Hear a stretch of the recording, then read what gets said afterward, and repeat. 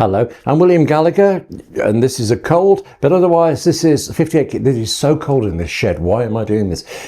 Because I want to talk to you about things. This is the 58 Keys Writing Workshop, and it's very particularly about us talking writer to writer.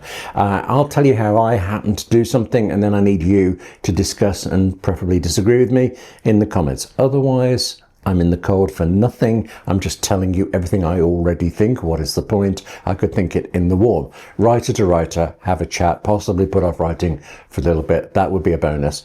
But yeah, this time, what we need to gas about quite quickly is networking. The reason this is on my mind is that I was recently at an event attending a festival, and afterwards a friend who was there as well said she'd seen me across the room, you know, the hall outside the various discussions, and she said she saw me, quotes, networking like a boss. I don't think that I actually network. I mean, you know what networking is. You probably feel as uncomfortable about it as I do, or at least the idea of it. But the idea of getting yourself known, getting out there, getting your work done, get your project done. I'm really good at part of it, but I don't follow through. This is something I think you can definitely help me about later, but the good stuff, the things I know work, because I believe I don't network. I believe that I just have a chat. And really, that's all I'm actually after. That's what I want. You're at an event, other people there having a talk. We spend all this time at our desks writing on our own. Here's a chance to talk to a real, live, breathing human being. Let's take it. I will never pitch a book, a script or something at an event. Partly, I think, because I don't know that I'll feel like I'm ready, like I'm in the zone. I'm there for the event. I'm there to talk to people. It feels like a different mode to start pitching. But also, I am very conscious that whoever I'm talking to has probably had 30 people doing that some today. I don't care how great I think my idea is. If they've heard 30 before me, they're not even going to register what I've said. Much better. I know much more efficient, really, if you can be that ruthless about it, is to just make a good impression by having a good conversation. I just like having a good conversation. Though I think everybody is so interested. Everything is so interesting, except football. So just, yeah, I'm got quite good at being at a group in an event and just going, you know, hello to whoever's next to me, and we're off talking. I think there's something about the way I do it that just feels like, you know, you're safe. You know, I'm not going to check your name badge. I'm not going to be looking behind you to see if anybody else is more interesting. Sorry, flash memory there. I can't tell you names.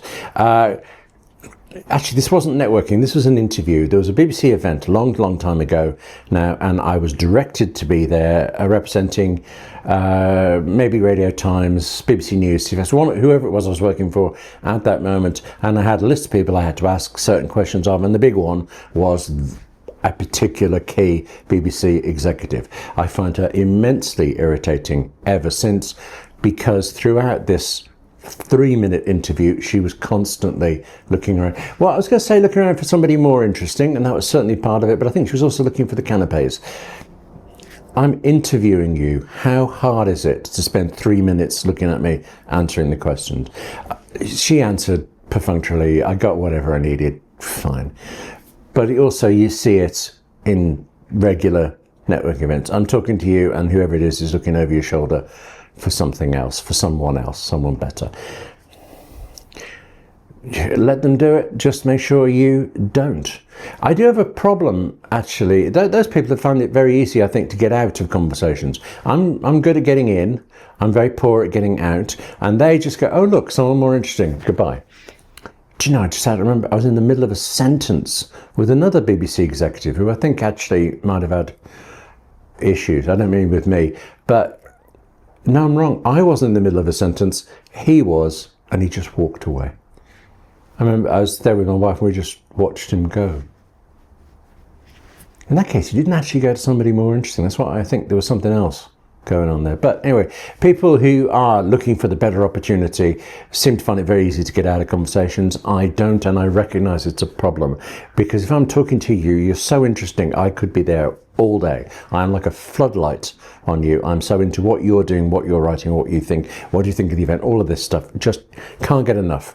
I know what I think. I get bored talking about me. I want to know about you. I don't think that's a bad thing, but I think it can be a bit overpowering over times, and I need to dial it back. I need to find a way to step away. I've got the I just need the loo bit. I've got the can I get you a drink kind of thing, but I need more. If you can help me with nice outs, that'd be good. The key thing is, I want to tell you two things. One is networking by not networking, all right? Just be there and talk. And really, what does it matter who you're talking to? Yes, that person over there is the publisher you want, and this one is a total newcomer to the television industry or whatever it is. But that total newcomer, if you want to be mercenary about it, that total newcomer is going to run BBC One later on, and they're still interesting even if they don't. So just talk away, be the nice guy, have a good time being a nice guy. And as well as, I think it does help you, I'm bouncing between the mercenary and the unmercenary side here. It does help you. You do get on with people, you do get on, but also it's a lot more relaxing than going in there with an agenda kind of thing. Speaking of going in with an agenda, let me end with a good bad story. A story where I quite admired a couple of people and then not so much. Again, can't tell you names, and this was a lot more recent, like a week ago. I was at a festival. You're not going to Google events. You don't know where I am. Okay, events near a shed. It's 2 weeks ago. I was at a festival. Now, in between a couple of the events were great, and I was talking about people, how enjoyable they were, and I ended up with, I was in a group of three of us. I have to say it this way. Woman to my left, man to my right, and we're having, I think, a nice conversation. Certainly I'm enjoying it. I like them both. I knew them both before. Good. And then up come two strangers, and they ask, any chance you might be writers for it? There were lots of events going on at this place, and they weren't sure which was the one they were coming for. And yeah, they were writers. Somehow they recognized three writers together. Did we give off some sort of aura? And they came up and asked, and we all got into conversation. I thought them coming up and asking took some nerve that I don't think I've got. So I admired them for that. And then I also thought, I was conscious of the fact that I thought they did this really well. They very briefly introduced themselves. So being friendly and open, but not trying to take over that conversation. We're just explaining who they were. Interesting, the work they were doing, great. And then I thought, very politely, very correctly, they asked the woman to my left what she did for her writing, and she told them, and that was all very good. And then you see where this is going. They turned to the man to my right, and they asked him, and then they did not turn to me at all. Total blank. For a reason, a bad reason, but for a reason. The guy to my right happened to be doing exactly what they either are doing or want to do. He was the one to network with, and they were not going to let him go. Total focus. From the moment he said what he did, that was it. Myself and the woman next to me might as well not have existed. Actually, if I had been there without her, I would have just walked away at it. But as it happens, you can see that it knocks me, or I wouldn't be telling you this. I am actually glad that I stayed in that conversation with this woman. She's a friend. I've known her for years, admired her for a long time, but we don't often get to talk.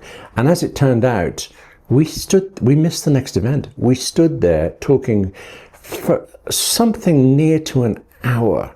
And so did they, the two of them and the guy to my right. I don't even have the faintest idea what they were talking about, but they were absolutely locked in conversation, and so was I. So if it had to happen in any particular way, I'm happy that it happened that way. I enjoyed it, but let's be a little bit mercenary again about this. What if I happened to be doing the same thing as the guy to my right? They never knew. Well, let's say, I mean, imagine I'm doing whatever it is better than the guy. They've lost me completely.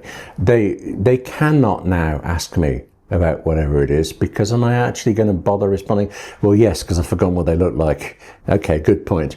But in that event, and if I do remember for it, I'm really likely to help them out with whatever it is. I mean, as it happens, I don't do the same with that guy. He was the guy to go for. If you're going to ignore anybody, I was the one to ignore. But yeah, that's not proper networking, is it? I think you might call it legitimate. I think they went away calling that a success for it. I went away calling it rude. There you go. I was looking for a technical term. Rude will do. There you go. Networking by not being rude. Networking by just having a chat with people. And I also just want to say this. I know networking is supposed to be for how to get your career ahead and advance this, but also if you're just there to talk, if you just talk, you have a really good time. And isn't that something to look forward to, something to enjoy and relish? And you see people, I mean, actually that woman, the woman who's on my left, she explicitly came up to me because we'd talked together and before and just gone on for it. I would love to work with and for her. I don't think it's going to happen. It certainly hasn't before. And so what? She's so interesting. Isn't that great? Interesting people at a writing event. What more could you possibly want? Well, in my case, answers for how to get out of things. So I'm absolutely certain that I'm right about just be yourself, talk to people, have a good time. I know I'm really bad at getting out of conversations, and I've got to get better at that. I don't want to trap people, and I worry that I do. And I also have this thing that I don't follow up very well. I mean, I do. I stay in touch. I'm still in touch with the drunk producer. Did I tell you about that story? Yeah, no, maybe I shouldn't. That's another story then. Another story for another day. Yeah, you nearly got that one out of me. I'm still in touch with him, but I've never worked on any of his shows, and maybe if I were better at this, I could. Let me know in the comments below what I should be doing right, what I'm missing out on, and whether you disagree with me on the be nice things. Actually, if you're the two people who came up to me and he blanked me, yeah, don't bother. Okay, comment somewhere else. That's it for this very, very cold 58 Keys writing workshop. Thank you very much for watching. Thank you in advance for anything you can tell me in the comments. I'd be really grateful. I know all YouTubers say that, but this isn't about YouTube and isn't about trying to get likes and numbers and things. I just want the information. Help me out here, writer to writer, okay? But in the meantime, take care of yourself, eh? Write more, you and me both. Stop doing all this networking, write some more. And I'll see you soon.